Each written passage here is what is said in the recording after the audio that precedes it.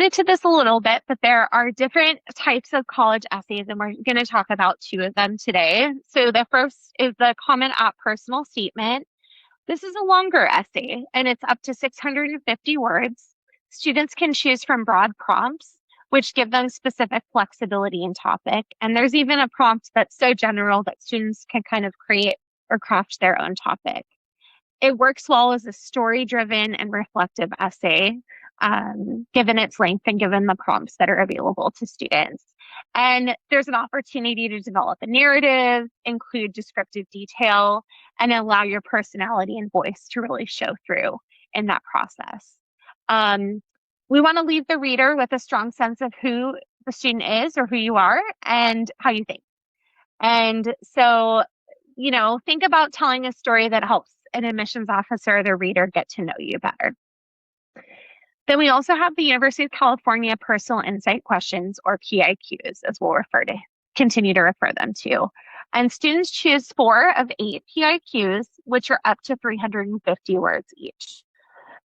Because of their length and because of the topics available, they generally benefit from having a more direct or focused approach when you answer them. And you have think of it as 4 opportunities to reveal different dimensions of yourself. Some of the topics include leadership, creativity, your academic interests, challenges that you've overcome, special talents or community involvement you have. And you have to get to the point quickly because the responses are short. So again, we look at the whole application and think, what has the reader already learned about me from other parts of my application? And how can I jump in to, explain the story, set the stage, but really focus on that deep reflection to who you are and how the experience has shaped you. So you want to focus on what you did, why it mattered, and what it reveals about you. I like to think of it as you're giving the reader 4 different windows to see into you in different ways. So the biggest difference here, the Common App focuses, it's an opportunity for depth, one larger story with room for that narrative and reflection. And the UC PIQs offer opportunities for breadth with 4 shorter responses that work to create a full big picture. And it's one thing to note too that a strong Common App essay won't necessarily translate over to strong UC PIQs because the purpose, style, and strategies are different. So that's something I work with a lot of students that are applying. Most of my students are applying to UCs as well, and institutions that use the Common App. And so we work really closely with the students to think about how those messages are distinct, but in both situations, they're communicating everything wonderful about them and all of their reflections to the committees. Great, thanks. Okay, so I'm going to talk a little bit about, this is an example of a personal statement or an example of the opening and a closing. Before I kind of get into this, I just want to say that the personal statement looks very different for different people. So we are giving you one example, but this is not, I don't want you to hold this up as like the only type of essay you can write. This is just one example of how you can do it. We could give you 30 examples of good personal statements. So there's lots of options out there. We've already talked a little bit about what's important to get across in this. There are a lot of different ways that you might do it, but this is a student actually that I worked with a few years ago. So I'm very familiar with him and what he did and how it worked for him and why it was a good process. So he is currently at Penn. He had a really interesting essay about a sort of a stray cat project essentially that he did. He noticed in his community that there was a big stray cat problem and started this sort of stray cat sanctuary, which is an unusual thing. And it was the kind of thing that was in his activity list, but it was kind of hard to get across exactly what it was and why he was doing it and why it was important to him. And so it was the personal statement was a good place to talk about it because it was, unique and a little bit quirky and all that kind of thing. So we don't always recommend writing about an extracurricular for this type of essay because you will have opportunities to talk about extracurriculars in many other ways. But if it's something that's really important to you and has had a big impact on you, and if it really fits within one of the personal statement topics, then it can be a really good way to go. So this is a good example of an opening hook. I know you guys can all read, so I'm not going to read it out loud to you, but essentially this is starting you off with an image of 50 hungry cats, which is a pretty eye-catching, memorable image. And so, you immediately want to know why he's face to face with these cats, what's going on. We did black out one section of this. We just want to remove any kind of identifying details. So this has a location in it, which can make it pretty easy to figure out who wrote it. So we just want to make sure that we're not, revealing any information. But this gives you a sense of what kind of story you're getting into, but you don't know exactly what he's going to be talking about yet. And so you immediately get a sense of his background and identity. Again, there is a place in here in the original essay, so where he's located, why this is an area that this might be happening. It really sets up the story well. It's, a little dramatic. I wouldn't say this is the most dramatic essay I've ever read or anything. It's not some really groundbreaking experience, but it's an unusual image, which I think is always a good way to go if you have something at hand that you could use for that. So this is just one example of a nice opening hook. You won't read the whole essay in this, but we'll show you the beginning and the end. So this is a nice example of the beginning. One thing I didn't mention, you've probably seen these QR codes and the links here on all of these slides. If you would like to book a consultation to talk to someone at AcceptU about your child and about working with us or just about what our services are, you can do that using that QR code or the link that's listed there, acceptu.co/webinar intro call. So just wanted to note that real quick. Okay, and so this is the ending of the student's essay. The body of the essay is going into a lot more detail about the project, why it was important to him, how he even got into this, what made him want to devote a lot of time and energy to creating this sort of stray cat sanctuary project. But the ending is talking about not only what he's doing now, but what he hopes to do with this project or with sort of related things in the future. And so he's kind of thinking forward, thinking to the future as a college student and even beyond. You can see both in this ending and in the rest of the essay that a lot of his drive and his motivation is based on wanting to make the world around him better, to have an impact on his neighborhood, on the community that he lives in. And so that's always a good thing to include, assuming that it is authentic and it is something that drives you.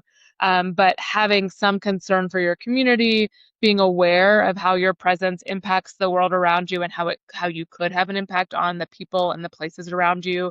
And so finishing with a reference to, why does this matter? Why am I writing about this? Often bringing it back to what you initially started with is often a good way to end your personal statement. You want this essay to feel like a cohesive whole. So you want the story to be clear. You want there to be a clear takeaway. And ideally, you want to show the admissions officer reading it both who you have been throughout high school and how that might translate into who you will be as a college student and again beyond that.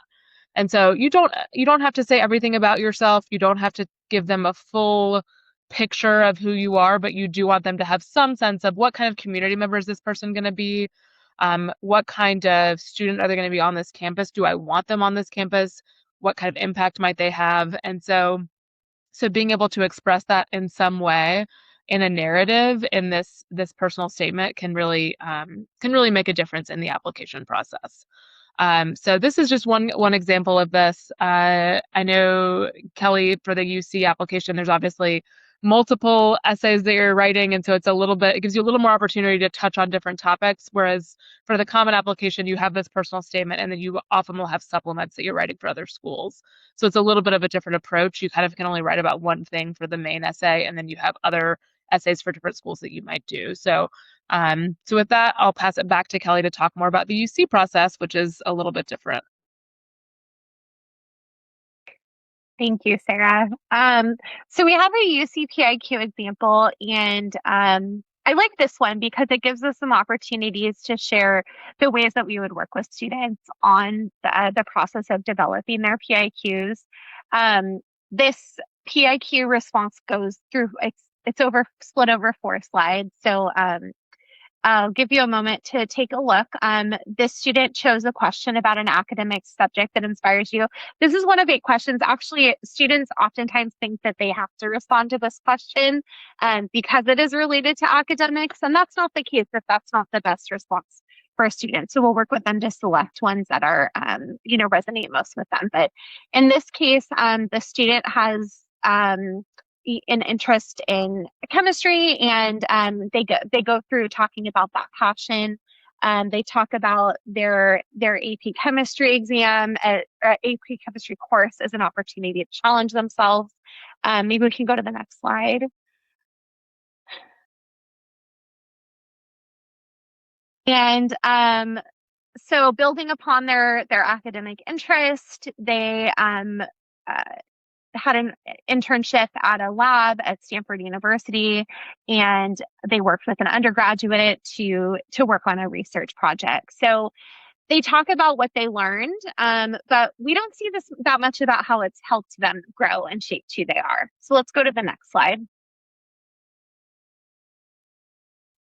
They continue on with another lab that they interned with at Stanford, and they had an opportunity to build upon their experiences. They get a little bit technical about what the type of research is they were doing and what their findings were and what was interesting to them about it. And so let's go to the next slide.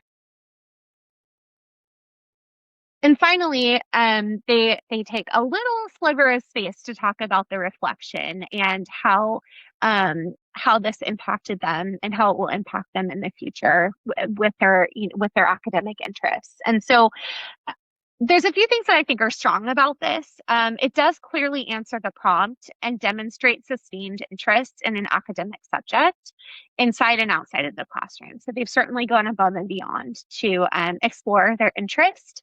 And it shows strong progression from AP chemistry to really substantial research experiences.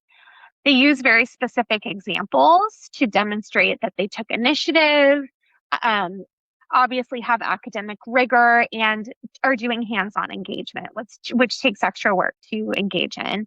And they do show an interdisciplinary connection between biochemistry, computer science, and medicine, which adds depth to their application. I also think there's some things that I would work with the student to improve when it comes to the PIQ. At times, it feels a little bit more like an expanded activities list than a personal insight response. And remember, they're already going to have read about some of these opportunities that the student partook in through or have partaken through their activity list. I think a little too much space is spent explaining the science and lab work. And really, we want to understand more about what the student thought, questioned, and discovered about themselves in the process.